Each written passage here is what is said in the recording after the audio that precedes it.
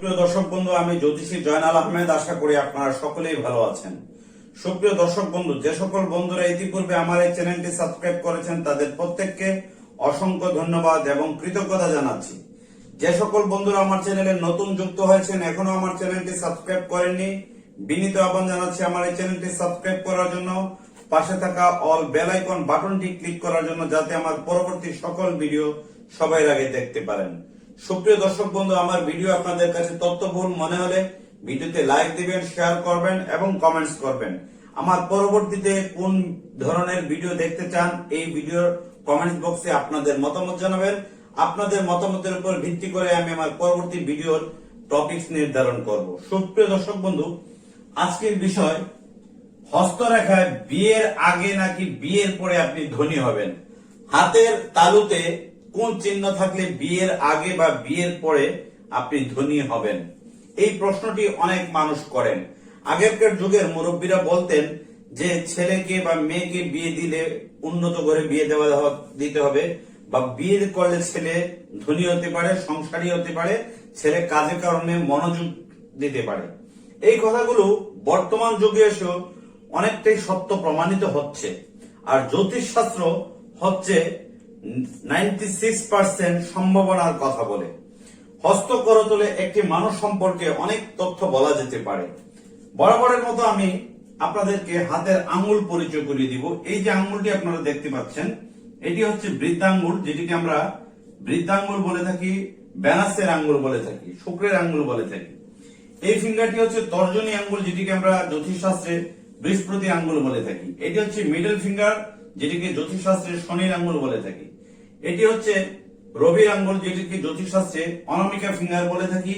এটি হচ্ছে কনিষ্ঠ ফিঙ্গার, যেটিকে জ্যোতিষশাস্ত্রে বুধের ফিঙ্গার বলে থাকি। এই যে রেখাটি দেখতে পাচ্ছেন, এই রেখাটি হচ্ছে আয়ু রেখা।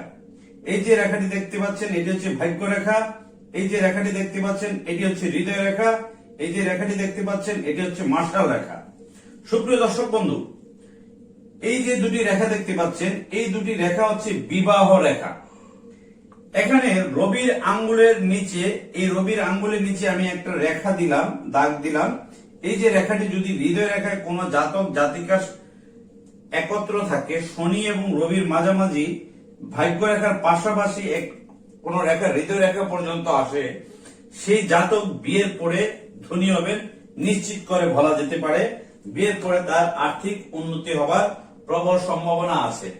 সেই জাতকের হঠাৎ করে স্ত্রী বাড়ির থেকে বা শ্বশুরালয় থেকে তিনি অর্থ সম্পদ পেতে পারেন, বা তিনি কর্ম করেও অর্থ সম্পদ পেতে পারেন।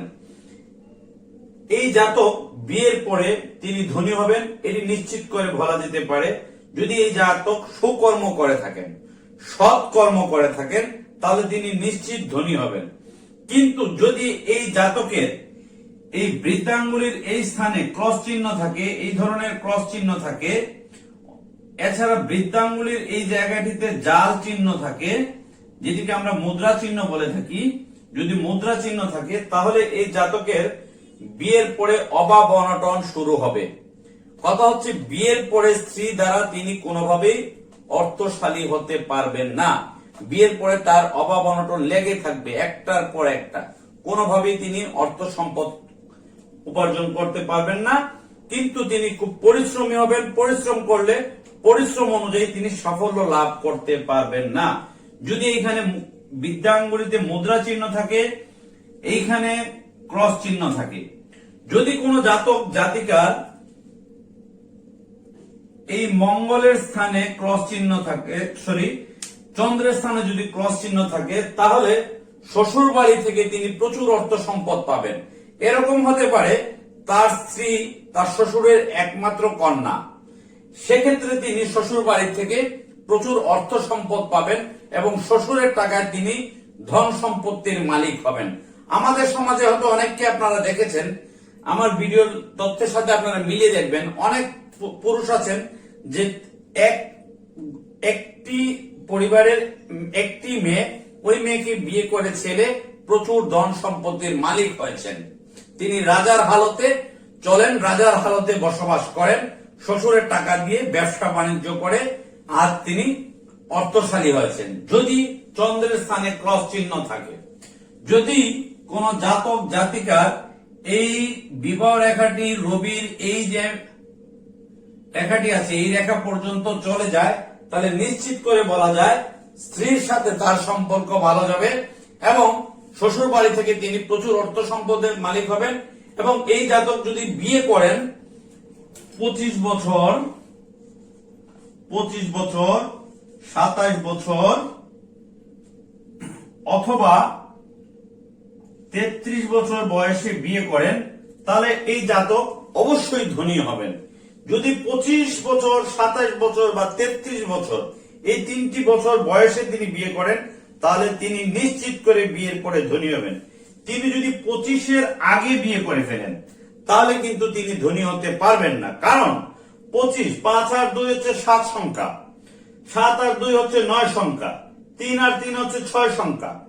এই 7, 9, 6 এই যে সংখ্যাগুলো, এই সংখ্যার একটি ভাইব্রেশন আছে। জ্যোতিষ শাস্ত্রে শুধু হস্তরেখা দেখে একটি মানুষের জীবনের সবকিছু বলা সম্ভব নয় কোন জ্যোতিষীর পক্ষে। ইউটিউবে অনেক ভিডিও আছে, অনেক জ্যোতিষীরা শত শত ভিডিও করেন হস্তরেখা নিয়ে, বিভিন্ন ধরনের ভিডিও করেন। অনেকেই অনেক ধরনের মন গড়া, নিজের মন গড়া তথ্য দেন, কিন্তু তাদের কেরিয়ারে, তাদের এক্সপিরিয়েন্সের থেকে প্রাপ্ত তথ্যগুলো অনেক জ্যোতিষীরা দেন না। তারা ভিউজ পাওয়ার জন্য, চ্যানেলকে দাঁড় করানোর জন্য, মনিটাইজেশন পাওয়ার জন্য, ইউটিউব থেকে টাকা কামানোর জন্য তারা তাদের মন গড়া তথ্য দেন। আমি অনেক চ্যানেলের ভিডিও দেখি, বাংলাদেশ বা ইন্ডিয়ার অনেক জ্যোতিষী আছেন যারা মন গড়া তথ্য দেন এবং এমন কথাগুলো বলেন মানুষকে ভয় দেখিয়ে আতঙ্কগ্রস্ত করে। কথা হচ্ছে মানুষকে ভয় দেখিয়ে আতঙ্কগ্রস্ত করে জ্যোতিষ শাস্ত্র চলে না। জ্যোতিষ শাস্ত্রটা সামুদ্রিক শাস্ত্রের বিদ্যা, এই শাস্ত্রটি আদিকাল থেকে চলে আসছে, এখানে ভয় দেখার কিছু নেই। চিকিৎসা শাস্ত্র, বিজ্ঞান শাস্ত্রের মতো জ্যোতিষ শাস্ত্রটা।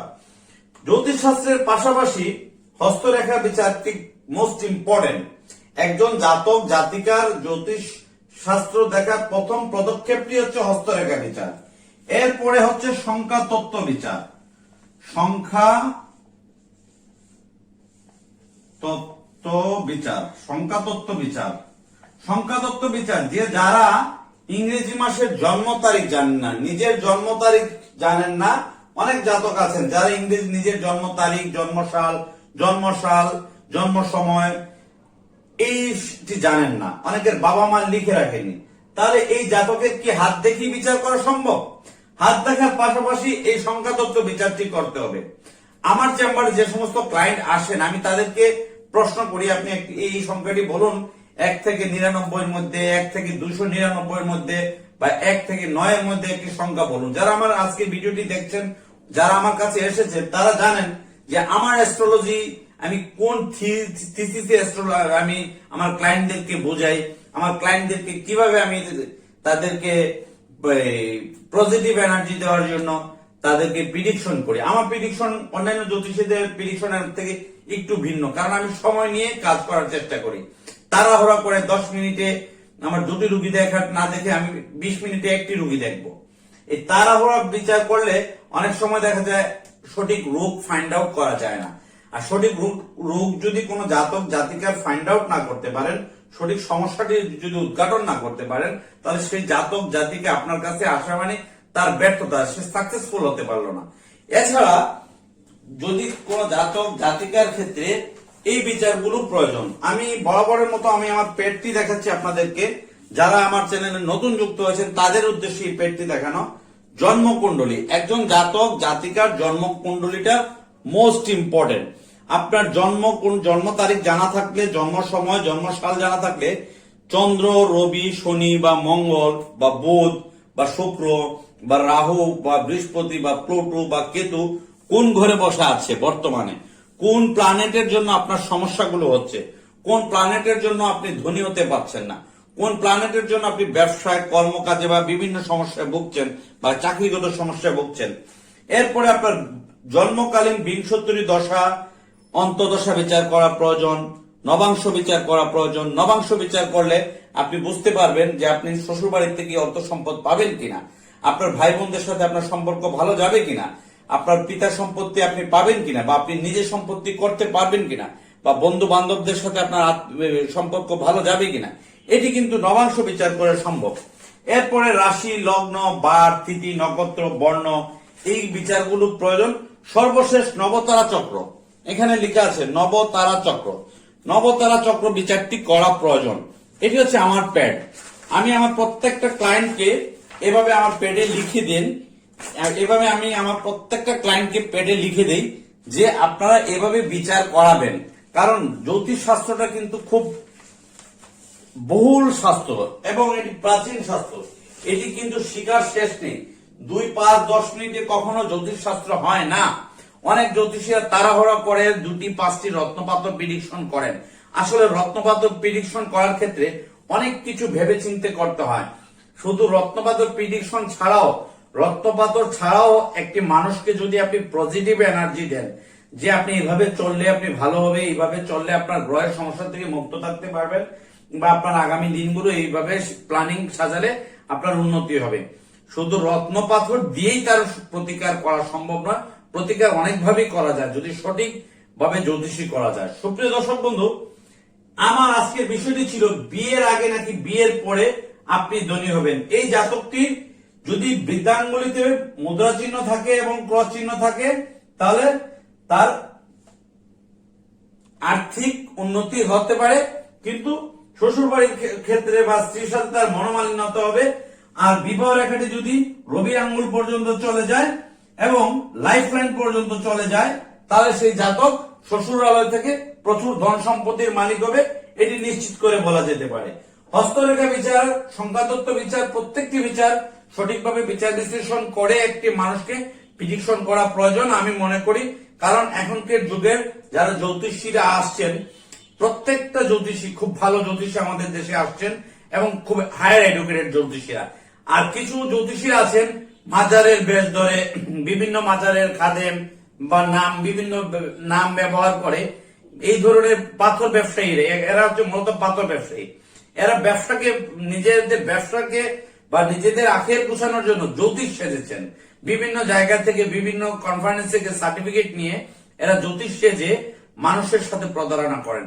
এই ধরনের জ্যোতিষরা কিন্তু বেশি দিন বাজারে টিকেন না, কারণ তাদের শিক্ষাগত যোগ্যতাও তেমন নেই, অ্যাস্ট্রোলজিক্যাল কোনো জ্ঞানও নেই, পামিস্ট্রির কোনো জ্ঞানও নেই, নিউমারোলজির কোনো জ্ঞানও নেই, আর আরো যে বিচারগুলো আছে সে বিষয়ে এত জ্ঞান নেই।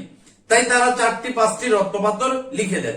সুপ্রিয় দর্শক বন্ধু, আমার আজকের ভিডিওটি যদি তথ্যবহুল মনে হয়, ভিডিওটি যদি আপনাদের শেয়ার করার প্রয়োজন মনে হয়, ভিডিওতে যদি লাইক দেওয়ার প্রয়োজন মনে হয়, তাহলে লাইক দিবেন, শেয়ার করবেন এবং কমেন্টস করবেন। পরবর্তীতে আমার চ্যানেলে কোন ধরনের ভিডিও দেখতে চান এই ভিডিওর কমেন্টস বক্সে আপনাদের মতামত আশা করছি।